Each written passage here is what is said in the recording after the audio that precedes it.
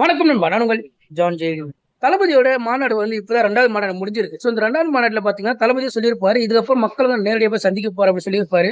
So அதுக்கான video தான் இப்ப நீங்க பார்த்தது. ஸோ இதுக்கப்புறம் பாத்தீங்கன்னா அடுத்த மாசம் வந்து ஸ்டார்ட் பண்ண போற தளபதியோட வந்து மக்களை சந்திக்க போற இந்த விஷயம் பாத்தீங்கன்னா, இந்த வண்டியில தான் வந்து மக்கள போய் சந்திக்க போறாராம். ஸோ இந்த வண்டியில வந்து அப்படி என்னென்னலாம் வந்து மாத்திருக்காங்க, என்னென்ன டிஃபரெண்ட் இருக்கு, என்ன விஷயங்கள அந்த டிஃபரெண்ட் வண்டியில வந்து டிஃபரெண்ட் பண்ணியிருக்காங்க அப்படின்றத வீடியோ பார்க்கலாம். இந்த வேன்ல தான் பாத்தீங்கன்னா மக்களை வந்து சந்திக்க போறாராம். ஸோ அது மட்டும் இல்லாம பாத்தீங்கன்னா போன வாட்டி வந்து வேன்ல பாத்தீங்கன்னா மக்களை பாக்குறதுக்காகவே வந்து அந்த மேலே ஏறி நின்னு பாப்பாரு. ஸோ இந்த வாட்டி பாத்தீங்கன்னா அந்த மாதிரிலாம் எதுவும் இல்லாம ஃபுல்லா கம்பி போட்டு க்ளோஸ் பண்ணியிருக்காங்க.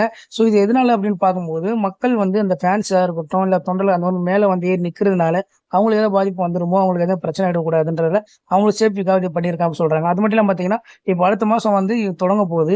ஸோ இதுக்கப்புறம் பாத்தீங்கன்னா ஒவ்வொரு ஊர்லயும், ஒவ்வொரு இடத்துக்கும், ஒவ்வொரு ஏரியாவுக்கும் வந்து போய் தளபதி வந்து சந்திக்க போறாரு. அந்த மக்கள் என்ன குறைன்னு கேட்க போறாரு அப்படின்றதுனால, தளபதியே வந்து நேரடியா இந்த மாரி பண்ண போறாரு. ஸோ அதுக்காக வந்து இவர் வந்து இவருடைய பாதுகாப்பா இருக்கட்டும், இல்ல மக்களுடைய பாதுகாப்பு வந்து ரொம்ப முக்கியம்ன்றதுனால, ஸோ இதுக்காக வந்து ரொம்ப பார்த்து பார்த்து பண்ணியிருக்காங்களாம். ஸோ இதுக்கப்புறம் அடுத்த மாசம் என்ன டேட்ன்னு சொல்லல. ஸோ அது அடுத்த மாசம் டேட் வந்து அநேகமா நாளைக்கு சொல்லுவாங்கன்னு நெனைக்கிறேன். ஸோ இந்த வேன் பத்தியும், இந்த வீடியோ பத்தி உங்களோட கருத்துன்ற மறக்காம கமெண்ட் பண்ணுங்க. முடிஞ்சா என் சேனல ஃபாலோ பண்ணிக்கங்க.